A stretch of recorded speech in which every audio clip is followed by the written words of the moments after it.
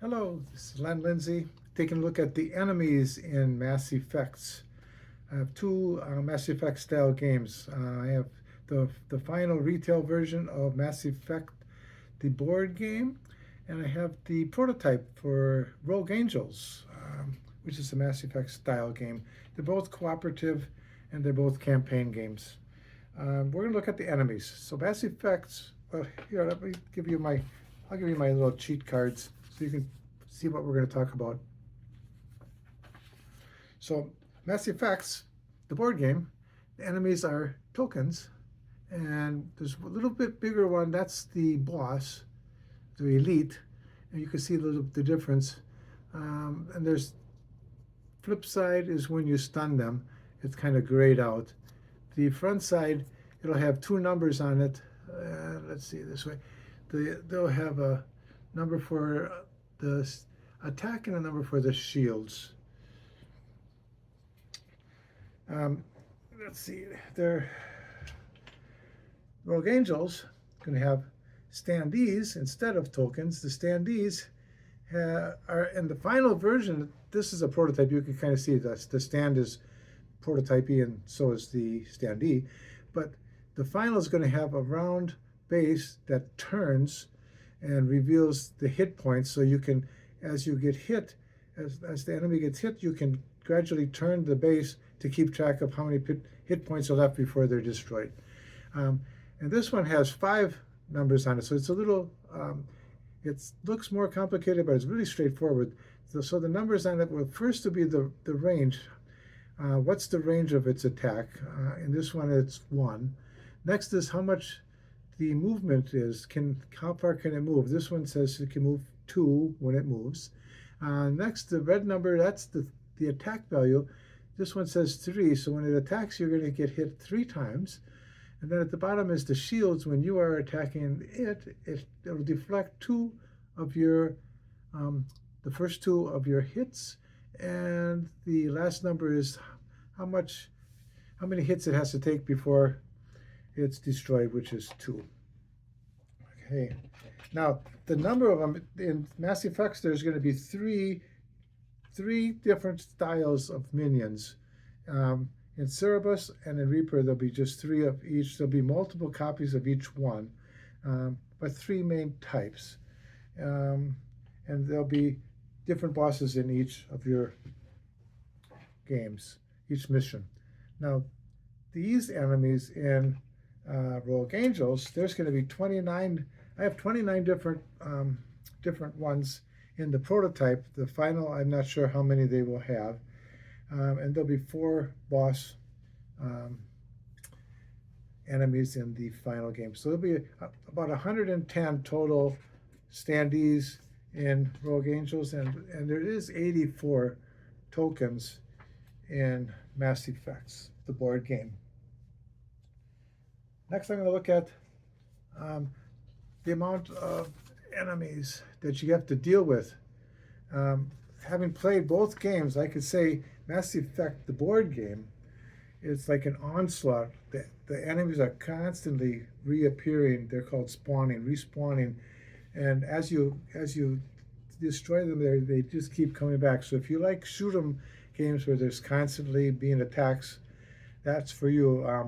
Rogue Angels is more strategic, where you start with some and you gradually eliminate them, and you have more emphasis on the goals and the tactics. So let's take a look at the start of a Mass Effect game. Typically, there'll be about 10 to 14 enemies on the board, and the boards are going to be a little bit different too. The boards in Mass Effect, the board game, are hex squares, and the map on Rogue Angels are squares.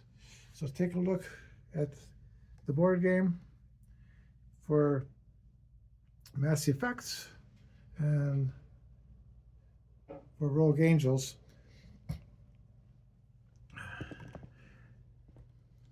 So you can see that the map size for Mass Effect, the board game, is smaller in size, and it's more congested and more claustrophobic. It's like what I say, there's more bottlenecks where things get all clogged up and it's hard to move around. There's more space on Rogue Angels, so you can be moving around better. Now, in Mass Effects, as you play the game, you'll draw these cards. They're called hazard cards, and after each hero's turn, you'll draw a card, flip it over, and do what it says, and it will say different things. This one says activate the minions that are closest to you, which is a bad thing because you don't get to do anything about it. Your turn is over, and this is now happening to you. Other things that can happen is they'll respawn after you think you destroyed them and cleared them out. They'll respawn and come back again. Rogue Angels, sometimes your missions will start with no enemies at all, and you try to accomplish something, and as you accomplish one thing, then the enemies appear, and then you might have to repopulate the map with the enemies that are appearing, and you might even change the map. I think there's like 80 some different maps with Rogue Angels. There's 14 with Mass Effect, the board game. So typically 2 to 4 enemies when I'm playing with just 2 heroes. And with Mass Effect, the board game, you always have to play with 4, even by yourself. So you have to keep track of all 4 if you're playing solo. And the board always will start the same. The board will change with the number of heroes that you're playing with Rogue Angels. Typically, they'll add more enemies and give you a little bit more time to accomplish your goals if you have more heroes. And maybe like double the enemies with 4 players. And once in a while, they will respawn, but typically not. So that's those. Next, defeating the enemies. Let's take a look at defeating the enemies. With Mass Effects, there's hit points on your token or on the mission information page for the elite enemies. And as you hit an enemy, there's these little really small damage tokens that you put on the enemy. Once you have enough of those on the enemy, they're destroyed and you take it off the board. And the interesting thing with that is, if you don't if you only hit it twice and it takes 3 to destroy it, when the round is over, all 4 of the heroes have had their turn, it resets. So either destroy it or don't even bother, because it'll reset it at the end of the round. So maybe rather than trying to scatter shot everywhere, focus on something so you can get rid of them and it won't have the problem of resetting. Now with Rogue Angels, the hit points accumulate and they don't reset, and you also can damage them indirectly with Rogue Angels. For example, I've got something I just set up. I'm just making up things here. There's a fuel barrel next to that enemy, and you can see my heroes at the front. If I can shoot directly and hit the fuel barrel, it will blow up, and when it blows up, it will damage whatever's next to it, which is the enemy which I'm trying to get rid of. So that is useful. You can do things indirectly with fuel barrels, for example. Okay, next up, how do you track hits to the enemy? I kind of talked about that already, but I got a card for it. Let's just give you the summary. With Mass Effects, there are little small tokens that I showed you, and when it's equal to or greater than the hit point value of that enemy, it's destroyed and cleared each round. The elite bosses, I'll show you on the map here. You can see the elite bosses. There's different levels. They'll be different with each mission. I have to get through one set of shields, then I have to get through another set of shields, then I have to get through another set of shields, one at a time. And if I hit the first one with more than it's required, that it says 3, the excess are lost. They don't carry over to the other one. So this one requires multiple before you can actually destroy it. Those are the elite bosses. Okay, the tracking with Rogue Angels, The round base will turn, and you'll keep track of how many hits it's taking. When it gets to 0, it's destroyed. The next one will be the behavior of the enemy. There's a big difference in these two games with the enemy behavior. Now, in Mass Effects, basically all the enemies do the same thing. They basically attack if they can, and if they can't attack, they move. That's the basic routine for all the enemies. And the damage when they attack is what's seen on the token, and when it moves 2, unless it's got a tag of rush where it can move 4. Now with Rogue Angels, it's different, and it's more exciting in my opinion. There are enemy behavior cards, and these tell you what's going to happen. And there's 38 of these cards, so they're all different. And in this case, the green ones are how the enemy moving, the red ones are the enemy attacking. You can see the first enemy is going to move and then attack. The second enemy is going to attack and then move. And at the very bottom is something that might kick in depending on what it says at the top. So it's very straightforward. It's not complicated. This one says, if the activated enemy is damaged, use the bottom row instead. So once you've damaged an enemy, you don't follow the top parts. You just follow what's on the bottom. And with Rogue Angels, the enemies are color-coded. There's the red team and the yellow team. When it's the red team's turn, only the red enemies are activated. The yellow do not activate at all. So you can kind of anticipate what's going to happen. When you're done with the red, you flip it over, and then the next turn is the yellow, where only the yellow is activated and the red is not. With Mass Effects, the board game, things are activated based on cards that you draw.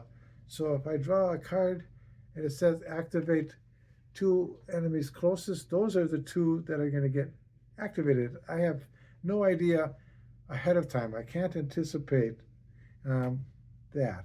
With Rogue Angels, I can have a little bit of planning and do some tactics based on what I can see will likely happen. Next, taking damage from enemies. So your heroes are going to get hit and take damage. So here's that. And the difference between these, with Mass Effects, first time that you get hit, it depletes your shields. You can see on these character sheets, there are shields at the top.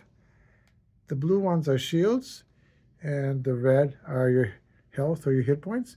When you're hit, your shields get set down. So if I got hit by 3, I would have to go 1, 2, and then 1 on the health. So that's with Mass Effects, the board game.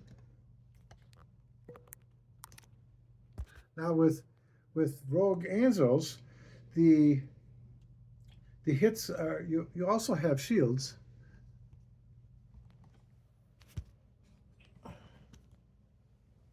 There's the blue ones are shields. So for example, I could take some hits with the shields, but once my shields are gone, there are not hit points left. Then what happens is I have to draw a damage card, which would be here, and do whatever it says, and it would go on my track. And these damage cards have bad effects on things that affect you directly, and it clogs up this cooldown track, which you need 4 available slots if possible so you can play your action cards on them. Once you start clogging it up with action cards and now damage cards, you have less places to play your action cards because you only can have 4 slots available to you during the game. Now, let's see if I got it all. Shields. Oh, and also the difference is your shields automatically reset with Mass Effect, the board game, after 1 round of all the players. All your shields recover back to the full amount. The hit points do not. They stay where they are. With Rogue Angels, the shields stay where they are. And if And if you want to recover shields as you're rolling dice in Rogue Angels, one of the sides of the dice is a shield. So when you roll your dice, if it rolls up, turns up a shield, you can recover one shield for each time that happens. That's how you would get your shields back. Next, let's look at the enemy tags and enemy stats. So I kind of covered a little bit of it already, but the tags for Mass Effect, the board game, I could take one for example. On the bottom of this one is a little tag. That tag tells us like the special ability for that particular enemy. That one I showed you had a crosshairs. That's a range. It can attack from a distance as long as it's in a straight line. Enemies without that tag only can attack if they're adjacent to you. So you're pretty safe if you just stay away from them. But remember, cards that flip over are going to have them move, and they're going to gradually move towards you. And the map is relatively small. They're going to get to you. So it's kind of tricky figuring out how you're going to do that. Rogue Angels, the map is bigger, and you have more room to plan. Now, the types of tags for Mass Effect is pin. If it was a pin, once you are trying to move past it, it pins you after you move past it, and you lose whatever movement that you were in the middle of. You have to stop. The other thing with Mass Effect, the board game, is after you move away from an enemy, it will make an opportunity attack against you. Whatever its attack value is, it will do that much damage to you as you move away from it because it activates itself to do that opportunity attack. So it's kind of interesting that you have to be careful that you can't be just walking past enemies to get past them. They're going to attack you as you go away from them. Next will be ranged. I've already told you that with the crosshairs. That will give you a range. As long as they can see you with a straight line, they can attack you. Another tag will be rush, which lets you move the enemy 4 squares instead of 2. If it can't attack, it moves. They all move 2 except one. If it has this tag, it can move 4. And when it's moving, it moves until it is in range of the current hero, or if not possible, within range of another hero. And then react, there's a tag for react, and then if you damage that enemy and don't destroy it, it reacts and it moves towards the person who just hit it. So it's actually going to move before you take your next shot, in case that matters. Some of the times that could matter a lot. And that's the summary of Rogue Angels and Mass Effect, the board game. Oh, I can show you. There's coin capsules I'm using. I want to show you in a bag that you have to randomly draw your enemies. You can hear the coin capsules. If you have a bag full of cardboard tokens that come with the game, you don't really hear much, and it's not as much fun. When you shake the bag with cardboard tokens, I really don't think they're moving around in there. This one, they're probably not either, but when you put your hand in, it's way more fun. And when you pull them out, it feels like you're actually holding something. To get these all into coin capsules cost less than $10. You can look on Amazon for the small minions. You need 25 millimeters, and the elite boss ones you need 30 millimeters. And there's a company selling a pack of 200, which is way more than you need. That's enough for two copies of the game, which I have, and it will cover 100 of the 30 millimeter and 100 of the 25. And once you put them in, it'll be a much more enjoyable game. That's it. I'm Lindsay. Oh, and the games, if you didn't see them, yeah, can you see them? There they are. See you next time. Have a good day.